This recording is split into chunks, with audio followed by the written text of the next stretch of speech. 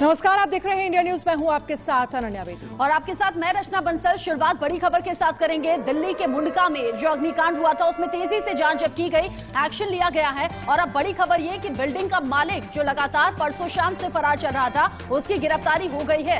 और फिलहाल इस पूरे मुंडका अग्निकांड की बात करें तो 27 लोगों की मौत हुई थी। पुलिस ने मनीष लाकड़ा को गिरफ्तार किया है। मनीष लाकड़ा को पुलिस ने गिरफ्तार किया है। बिल्डिंग का मालिक है मनीष लाकड़ा, जो लगातार इस अग्निकांड के बाद से फरार बताया जा रहा था, लेकिन पुलिस को यह बड़ी कामयाबी मिली है। मनीष को गिरफ्तार किया गया है क्योंकि जो जरूरी सुरक्षा से जुड़े हुए मानक होते हैं उनका पालन नहीं किया गया था इस बिल्डिंग में, और इसीलिए इतना बड़ा हादसा हो गया। 27 लोगों की जान चली गई। ये जिस वक्त आग लगी थी उसी वक्त की तस्वीर आप देख रहे हैं। कितनी भयंकर आग थी। 27 की जान जा चुकी है। 29 लोग अभी भी लापता हैं, उनके बारे में जानकारी कुछ है नहीं। परिवार वाले परेशान हैं। ऐसे में दिल्ली के मुख्यमंत्री अरविंद केजरीवाल ने भी कहा था जो भी दोषी होंगे बख्शे नहीं जाएंगे। जांच तेजी से आगे बढ़ रही है। सीसीटीवी एक्सेसरीज बनाने का काम इस बिल्डिंग में होता था। ऐसे में जो कंपनी के 2 मालिक थे वो तो तुरंत गिरफ्तार हो गए थे, लेकिन बिल्डिंग का मालिक फरार चल रहा था। मनीष लाकड़ा नाम बताया जा रहा है। लगातार तेजी से एक्शन लिया गया और अब इसकी गिरफ्तारी हो गई है। सवाल बहुत बड़ा ये 27 लोगों की मौत का जिम्मेदार कौन और कैसे, इस मामले में क्या कुछ एक्शन लिया जाएगा, क्या कुछ कार्रवाई की जाएगी। और मुआवजे का भी हालांकि दिल्ली सरकार की तरफ से, केंद्र सरकार की तरफ से ऐलान किया गया है, लेकिन मुआवजे का मरहम इस दर्द को भर नहीं पाएगा। लेकिन इस पूरे मामले को लेकर तमाम सवाल खड़े हो रहे हैं। जब फायर एनओसी नहीं थी बिल्डिंग के पास तो कंपनी चलाने का आदेश है वो किसने दिया, गोदाम चलाने का आदेश जो अनुमति है वो किसने दिया।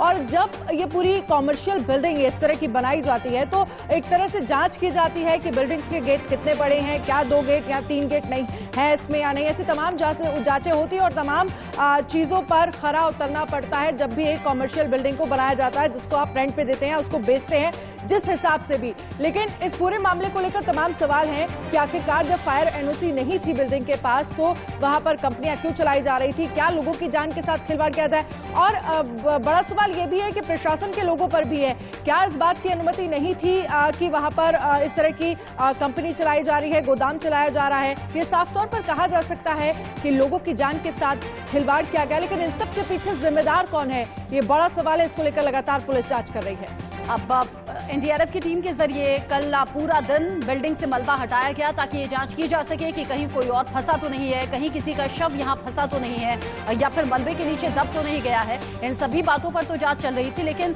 ज्यादातर दबाव इस बात को लेकर था कि इस मामले में जो मुख्य दोषी है कंपनी के मालिक और बिल्डिंग का मालिक, उनकी गिरफ्तारी हो।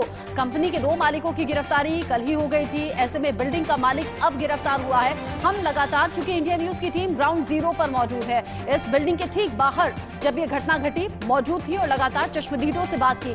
जो लोग बिल्डिंग में फंसे थे, जैसे तैसे कांच तोड़कर किसी ने ऊपर से छलांग लगाई। स्थानीय लोगों ने वहां पर सीढ़ियों की मदद की, जिसकी वजह से कुछ लोग अपनी जान बचाने में कामयाब रहे। 27 को नहीं बचाया जा सका, 29 अभी भी लापता हैं। चश्मदीद बता रहे थे कि इतनी बड़ी बिल्डिंग, 3 मंजिला बिल्डिंग, लेकिन सिर्फ आने जाने का रास्ता एक था, सिर्फ एक सीढ़ी थी। मेन गेट बंद था, मतलब जो बड़ा गेट था वो बंद था। इसीलिए लोग आनंद फानन में भगदड़ मचने के बाद वहां से निकल नहीं पाए। उस दिन खास मीटिंग रखी गई थी, 3रे फ्लोर पर ही सभी लोग इकट्ठा थे, और जब लोग इकट्ठा थे तो वहां मीटिंग में सब लोगों का इकट्ठा होना, इसीलिए आग से वो लोग बच नहीं पाए, इसीलिए वहां पर फंसकर रह गए। जतिन गोस्वामी जो कि लगातार इस खबर से जुड़ा अपडेट हम तक पहुंचा रहे हैं। जतिन, बिल्डिंग का मालिक गिरफ्तार हो गया है, लेकिन सवाल अभी भी यही, किस तरह की कार्रवाई होगी। और जो 27 की तो क्योंकि मौत हो गई है, जो लोग लापता हैं उनको लेकर जानकारी क्या?